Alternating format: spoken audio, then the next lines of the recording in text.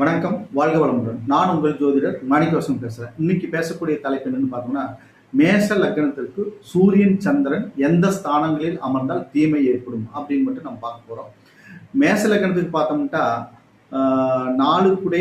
நாலுக்குடைய சந்திரனும் அஞ்சுக்குடைய சூரியனும் மதுர்காரகன் பிதுர்காரகன் இருவரும் இணைந்து அமரக்கூடாத இடங்கள் எது அப்படின்னு பார்த்தோம்னா, லக்னத்திற்கு 6ஆம் இடம், 8ஆம் இடம், 12ஆம் இடம், 3ஆம் இடம் ஓரளவுக்கு ஆவரேஜாக இருக்குது.